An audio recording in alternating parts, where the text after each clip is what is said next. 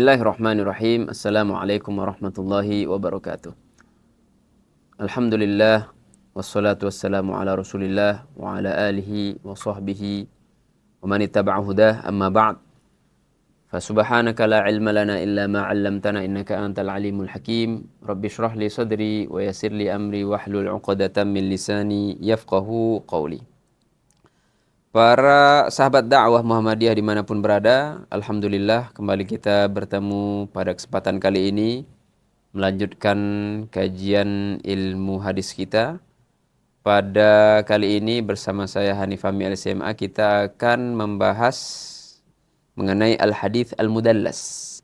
Al-hadits al-mudallas yang mana sebelumnya kita telah membahas al-hadits al-mursal.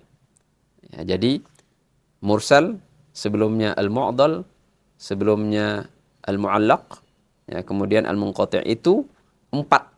Ini 4 ini satu paket. Kita telah membahas itu semua. Ini pembagian hadis dhaif karena sanadnya nggak bersambung, tapi kelihatan. Nah, nggak tersembunyi. Nah, sekarang kita mau bahas mengenai al-mudallas.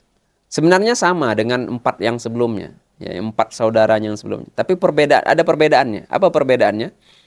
Al-mudallas ini nggak nampak, nggak nampak, tersembunyi dia. Nah, kalau yang 4 itu kan nggak bersambungnya itu kelihatan. Sedangkan al-mudallas ini nggak kelihatan. Statusnya sama-sama dhaif nanti. Jadi al-mudallas itu kalau dalam lisannya orang Arab, bahasanya orang Arab sehari-hari nyebutkan kata-kata dalas atau dia ini mudallis, yudallis. Artinya dia nggak jujur tapi nggak juga bohong. Nah, jadi dia melakukan sesuatu tuh yang samar-samar, cari aman dia. Ya, misalnya kalau jualan apa? Jualan buah. Dia tahu di buah itu ada aibnya, ya, ada cacatnya. Ada kurangnya nih buah. Ya, busuk lah. Tapi nggak kelihatan memang. Siapapun yang beli nggak kelihatan. Dan si penjual ini tahu. Tapi masalah dia apa? Dia nggak bohong. Hanya saja dia terserah nggak ngasih tahu bahwasanya buah ini bahkan misalnya belum masak misalnya. Ya kan? Orang mengira semua belum udah masak. Atau begitu juga, atau misal lain hewan. Begitu juga sama.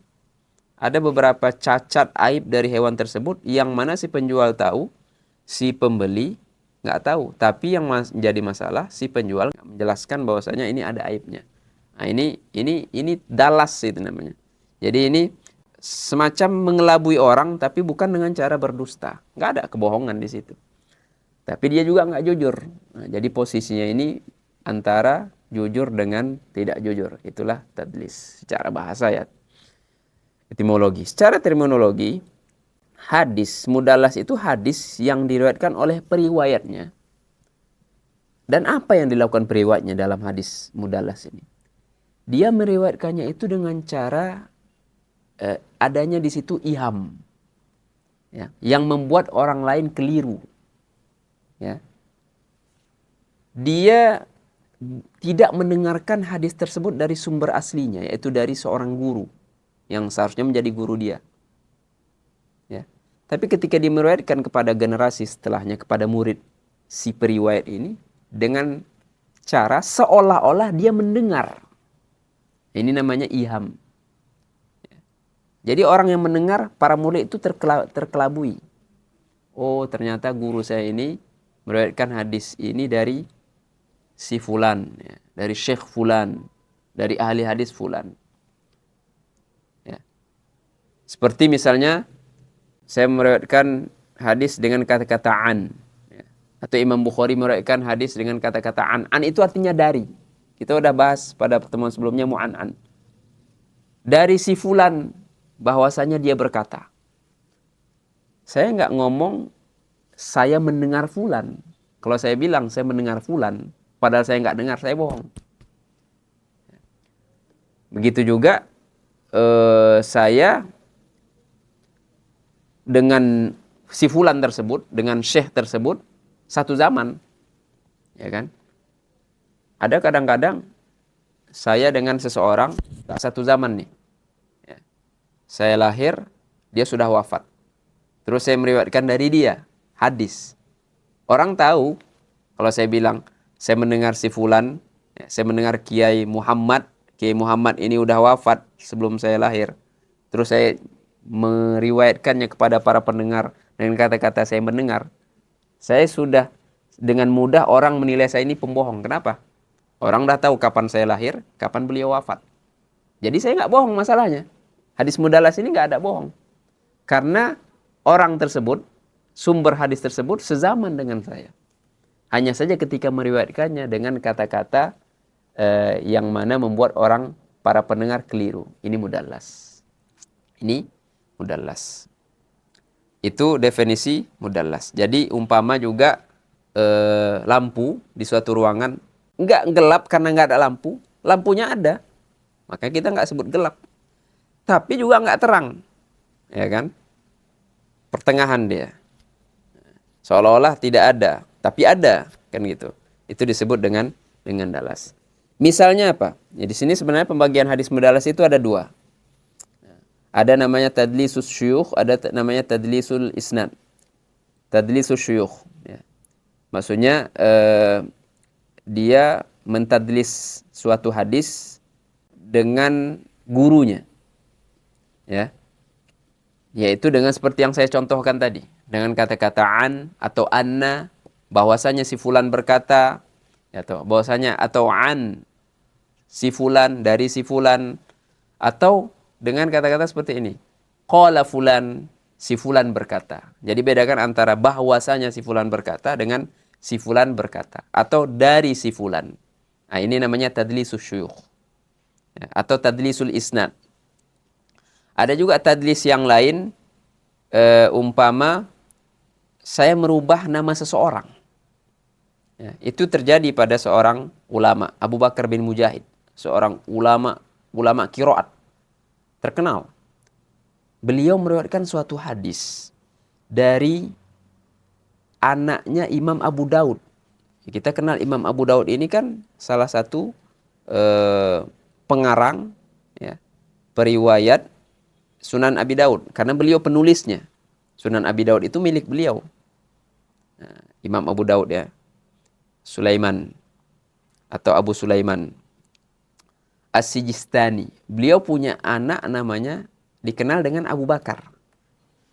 Anak beliau, anak Abu Daud dikenal dengan Abu Bakar. Jadi Abu Bakar bin Abi Daud. As-Sijistani. Datang seorang ulama yang bernama Abu Bakar bin Mujahid. Juga sama-sama Abu Bakar. Dia ubah ini nama Abu Bakar menjadi Abdullah. Memang dia punya nama Abdullah. Nggak salah. Hanya saja orang nggak kenal. Jadi ketika dia meriwayatkan dari si Abu Bakar ini bin Abi Daud. Dia ubah namanya dengan nama Abdullah. Biar orang-orang nggak tahu. Dengan tujuan tertentu. Abdullah bin Abi Abdillah. Jadi Abu Bakar bin Abi Daud berubah menjadi Abdullah bin Abi Abdillah. Di mana masalahnya? Masalahnya si periwayat mengganti nama gurunya dengan nama yang tidak dikenal. Apakah dia berbohong? Dia tidak berbohong. Karena memang gurunya tersebut punya nama lain Abdullah. Ya, Abdullah bin Abdillah. Hanya saja niatnya yang menjadikan ini sesuatu yang tercela. Tujuannya apa? Untuk mengelabui orang lain. Terkadang karena dia melihat ini Abu Bakar bin Abi Daud nggak kayak bapaknya. Dia ini dhaif, bermasalah.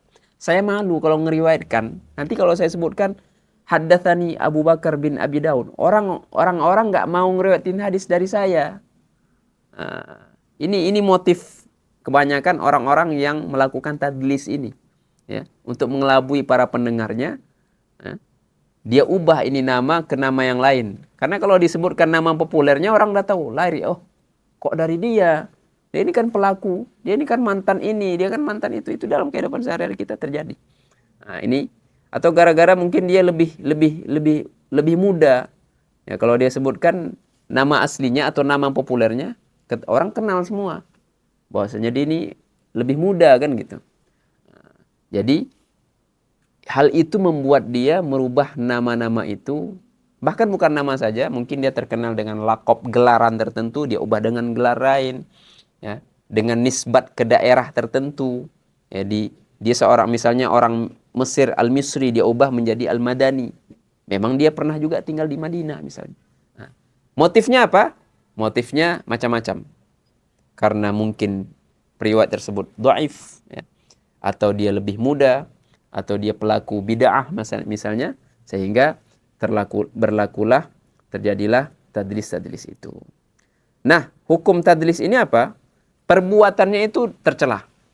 Ya, meskipun tidak seperti tercelanya pelaku pemalsu hadis. Ya, karena pemalsu hadis itu jelas dalilnya. Ya, maka Rasulullah ancam dengan api neraka. Tapi pelaku tadlis ini tercela, minimal hukumnya makruh. Ya, ulama menghukuminya makruh meskipun dia tidak berdosa karena dia tidak berbohong. Ya, maka siapapun para pendengar harus teliti ya, ketika mendengarkan satu informasi dari sumber informasinya agar tidak terkelabui dengan mereka-mereka yang suka melakukan tadlis ini. Ya. Nah, kalau hukum hadis mudallas sendiri, hukumnya adalah pada dasarnya hukumnya dhaif. Ya. Kecuali kalau hadis mudallas tersebut didapati setelah diteliti ada jalur lain yang mengindikasikan bahwasanya sanad jalur lain ini bersambung.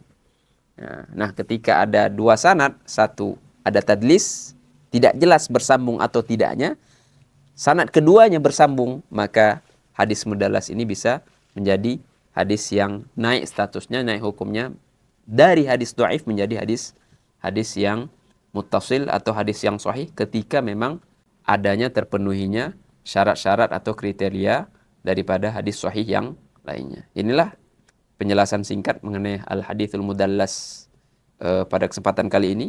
Semoga dapat difahamin, semoga bermanfaat. Wallahu a'lamu ahkam. Wa sallallahu wasallam ala nabiyina Muhammad wa ala alihi wa sahbihi ajma'in.